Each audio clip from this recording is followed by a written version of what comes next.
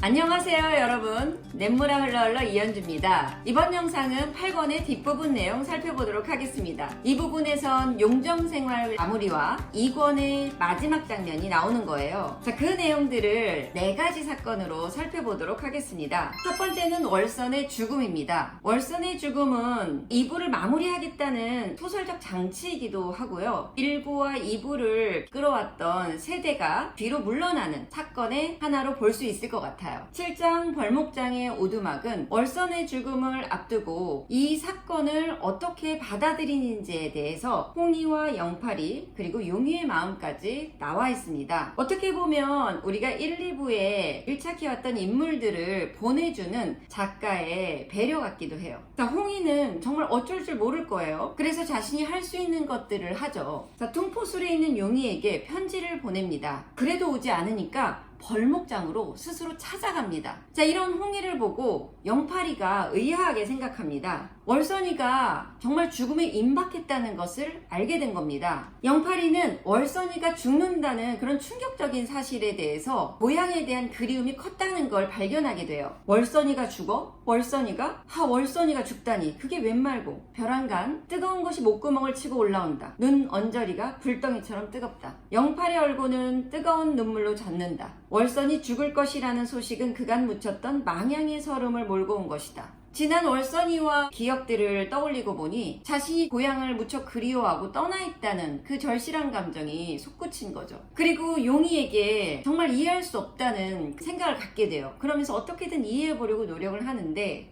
도시 마음이라곤 한 오라기도 없는 눈이다. 사람이 바스라진 것만 같다. 용희 얼굴은 더욱더 몽롱하다. 영팔이는 용희와 어린 시절부터 같이 지내온 친구예요. 그래서 이렇게 결론을 내요. 영팔이는 혼자 속으로 앓는 거는 확실하다. 월선의 장례식에서 길상이 나름의 해석을 보여주는 내용입니다. 나는 이 세상에 나서 저 빈청에 있는 용희 아재의 그런 얼굴을 본 일이 없습니다. 그 얼굴이 무섭고 가슴저립니다. 슬픔 같은 것하고는 비유가 안 돼요. 그러면서 용희가 그동안 겪어온 마음 상태를 짐작하는 내용이 이렇게 나오거든요. 그리고 또 월선 아지매가 죽을 것이라는 확실한 일을 다짐하면서 받을 수 있는 고통을 다 받아보자는 심산이 아니었을까요? 월선이에게 그동안 미안하고 다 해주지 못한 것 같은 아쉬움, 그리고 믿을 수 없는 사실에 대해서 스스로 감당할 수 있는 만큼 감당해보자는 마음이었을 것이다 라고 길상은 해석해줍니다. 월선과 용희의 마지막 장면이 그려진 8장 사랑을 살펴보겠습니다. 자, 월선은 용희를 분명히 기다릴 것인데 그런 원망의 마음을 하나도 드러내지 않습니다. 서희가 보내준 의원의 처방에 따라서 몸이 조금 나아지면 홍희를 불러서 오히려 이렇게 말하죠. 이대로도 괜찮다라고 말합니다. 금방 죽어도 하나도 이상할 것이 없는 상태에서 매일 조금씩 등잔을 밝히고 있는 상태로 목숨을 이어가거든요. 마음속으로 목마르게 기다리고 있을 용희에 대해선 일절 말이 없었다. 이 여자에게 이런 고집이 있었나 싶으리만큼. 그러나 죽음에 대비하는 것이었는지 사랑하는 사람을 기다리는 맘에선지 늘 몸을 닦아달라 했고 머리를 빗겨달라 했다. 자, 월선이의 용희에 대한 이런 태도는 큰 믿음에서 비롯된 것으로 보입니다. 용희는 망태 하나를 어깨에 짊어지고 초췌해진 그런 모습으로 나타났어요. 그리고 월선이를 대면하는 시간을 간결하게 작가는 시작하죠. 방문은 열렸고 그리고 닫혀졌다. 자, 둘의 마지막 인사를 우리 같이 나눠보도록 하겠습니다. 임자. 얼굴 가까이 얼굴을 묻는다. 그리고 떤다. 머리끝에서부터 발끝까지 사시나무 떨듯 떨어댄다. 얼마 후 그 격려는 멎었다. 임자. 우리 많이 살았다. 야, 내려다보고 올려다본다. 눈만 살아있다. 월선의 사진은 마치 새털같이 가볍게 용이 옷깃조차 잡을 힘이 없다. 네 여한이 없제? 야, 없습니다. 그러면 됐다. 나도 여한이 없다. 머리를 쓸어주고 주먹만큼 작아진 얼굴에서 턱을 쓸어주고 그리고 조용히 자리에 눕힌다. 용이 돌아와서 이틀 밤을 지탱한 월선은 정월 초이튿날 새벽에 숨을 거두었다. 마치 시처럼 그려져 있습니다.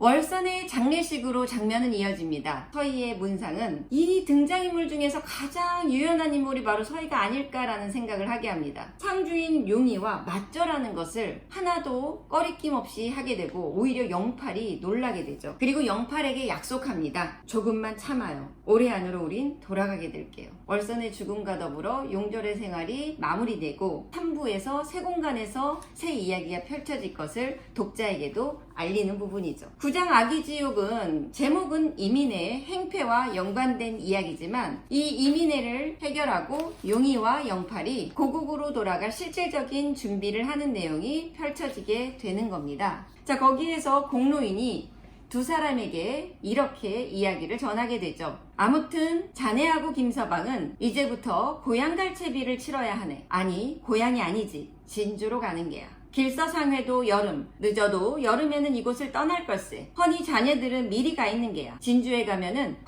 관수를 알지? 그 사람 거기 있어서 다 주선하게 돼 있고. 이어서 본격적으로 1920년대를 여는 역할로 환희가 용정으로 오게 되는 내용들이 쭉 이어집니다. 환희가 길상이를 만난 10장 찾아온 사람부터 살펴보도록 할까요? 공로인의 주선으로 환희는 길상을 만납니다. 그리고 본인의 입으로 자신의 복잡한 내력을 알립니다. 길상은 환희가 윤씨 부인과 김계주의 아들이라는 사실을 듣게 되죠. 이렇게 자신을 다 풀어보인 환희가 길상과 더불어서 만주에서 자신의 그동안 절제했던 마음들을 다 풀어젖힙니다. 술목욕과 모래목욕을 썩 잘했다 하며 웃었다라는 것을 통해 알 수 있죠. 그리고 길상은 환희를 서희에게 인도합니다. 그 내용이 11장 닮은 얼굴의 기억에 나와 있어요. 환희는 서희와 만나죠. 서희는 뭔가 이상한데 길상이 소개해준 그 자리에서 뜰결에 절을 하게 됩니다. 그런데 윤씨 부인과 닮았다는 것을 깨닫게 돼요. 그리고 자기 방으로 돌아왔는데 길상은 아무런 해명 없이 이 환희와 하얼빈으로 갔다는 걸 알게 됩니다. 굉장히 분한 감정을 느낀 서희는 오로지 혼자서 그 이야기를 추적할 수밖에 없다는 걸 깨닫죠. 기운을 내 서희야. 여기서 헛디디면 나락이다. 이제 내게는 최참판댁을 일으키고 원수들을 치는 목적만은 아니다. 3부부터 서희의 역할은 이제 이 내용으로부터 비롯됩니다. 내 아이들, 내 귀여운 것들을 풍요한 토양에 심어야 하는 게야. 여기 자기가 디딜 자리를 마련해 놓고 진실로 도약합니다. 묘양산이라는 단어를 직면하고 자기가 절한 사람이 어머니 별당하시어 떠났던 구천이라는 사실을 떠올리게 돼요. 그러면서 바로 절로 향합니다. 절에서 독경을 미친 듯이 읊게 되죠. 그러면서 서희는 불교의 대자 대비에 의지하고 있다는 걸 또 우리가 알게 합니다. 가장 큰 슬픔으로부터 가장 큰 사랑으로 이어지고 이런 사랑의 도약만이 자신에게 일어난 모든 일들을 해석할 수 있다는 그런 여지죠. 구천이는 자신의 삶에 그런 선택을 한 것이 의지와 상관이 없다는 것을 서희도 받아들이게 되는 겁니다. 근데 그것은 쉽지 않죠. 그렇기 때문에 이 독경의 길이가 길어질 수밖에 없는 겁니다. 14장 늙은 호랑이와 젊은 이리에서는 환희가 길상이와 함께 하얼빈에 도착한 장면으로 이어져 환희가 길상에게 이렇게 고백하죠. 길상아, 말짱 헛거야 말짱. 그러면서 자기 삶이 인간의 삶의 기복에 이용당하고 농락당했다고 생각하는 것을 지울 수가 없게 돼요. 조물주 같은 나쁜 놈이 어디 있으며 조물주 같은 사기꾼이 어디 있냔 말이다. 자, 이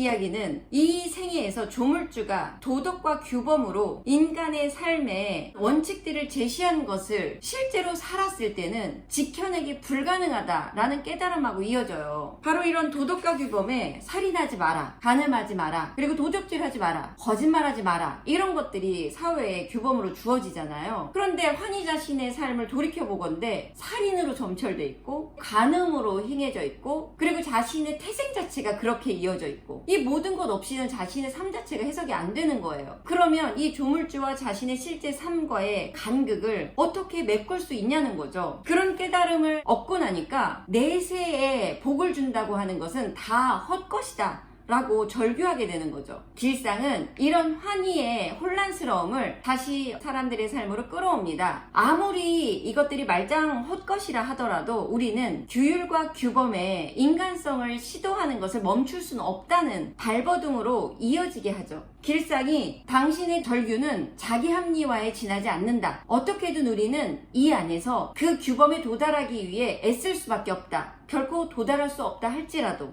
이렇게 얘기를 합니다. 이 길상과 환희의 육탄전은 우리 모두 내면 안에 있는 싸움과 다를 바 없을 겁니다. 자, 하얼빈에 갔으니 이제 김한은 권필흥을 만납니다. 자, 그리고 이동진을 만나는데 이동진은 김한을 통해서 자기 안에 남아있는 여전한 구시대적인 모습들을 직면하게 됩니다. 이동진 역시 자기 삶을 적극적으로 살고 있는 인물이라는 걸 우리 너무나 잘 알죠. 그런 인물에게 환희가 던지는 말은 굉장히 아프게 들릴 수밖에 없습니다. 살인, 간음, 도둑의 집안이어서도 아니 되겠으나 허울만 좋고 편협한 도덕군자의 집안이어서도 일이 되는 것은 아니지요. 수신제가 그 어정쩡한 자리는 당분간 아녀자에게나 맡기시는 것이 어떠하올지. 이동진 스스로가 성형군자의 도덕적 틀 안에서 벗어나지 못했다는 것, 그것을 스스로 정확히 알게 돼요. 그러면서 자기에게 여전히 남아있는 부분에 자기 성찰로 이어집니다. 지난날의 양반이란 이젠 죄인이지. 자학하지 않으면 아니 되고 이유 없는 열등감에 시달리지 않으면 아니 되고. 이동진 역시 계속해서 고군분투하는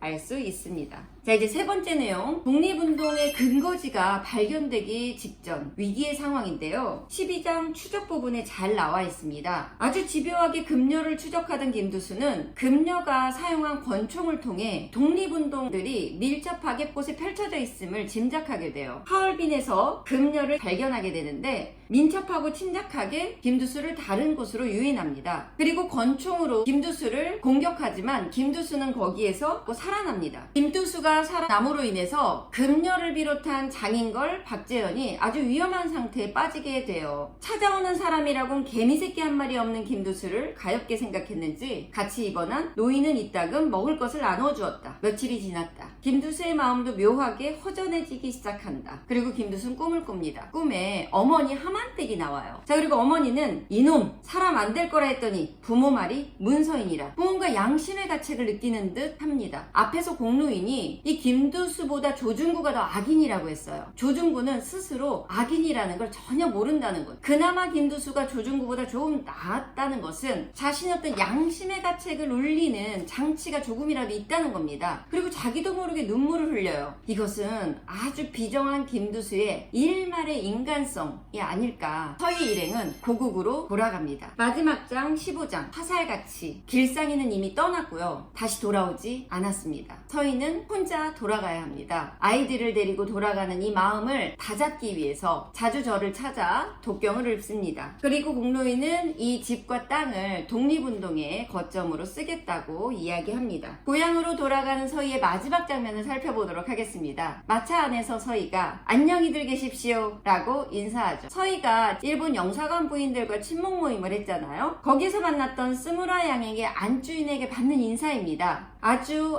오랫동안 인상이 남을 거예요. 당신은 참 멋진 여성이에요. 일본 국민에게 식민지 백성은 누구라도 무시할 만한 대상이었을 거예요. 그럼에도 불구하고 서희는 이 사람에게 마지막 장면에 멋진 여성이라는 찬사를 듣습니다. 서희가 살아왔던 방식을 떠올려 보면서 자기 삶에 밀착해서 온전히 살아낸다는 것이 어떤 의미인가를 돌이켜 생각해 보게 합니다. 자, 이제 2부가 끝나는 부분에서 공노인의 말을 통해 이번 영상을 마무리해 볼까 해요. 참말로 세상만사가 뜻대로 안 되는구나. 앞으로 또 얼마나 많은 일들을 겪어야 할랑고. 그리고 민중들의 역할, 남은 사람들의 역할을 공노인이 추서왕과의 대화를 통해 전달해 주는데요. 이 민중들은요, 성현군자가 되게 하는 토대가 되는 역할을 합니다. 이름도 안 드러나고요, 학대와 억압만 받는 사람들이에요. 그럼에도 불구하고 왜 어려운 독립운동에 기여해야 하는가, 그런 의미를 이 두 사람은 바리대기에 빗대어서 표현하죠. 옛말에도 바리대기가 소자노로 탄다 안 했소? 일곱째 바리대기는 내다버린 딸이지만은 서천서역국의 약물 길어다가 부모를 살렸다 했듯이 예사 공 안 된 자식이 효행하는 법이고, 우리같이 괄씹었던 서민들도 제가 태어난 것이니 어쩌겠소. 그런 말 하니 눈물 납니다. 새로운 내용이 새로운 공간에서 펼쳐질 3부를 기대하면서 다음 읽기로 잘 넘어가 보죠.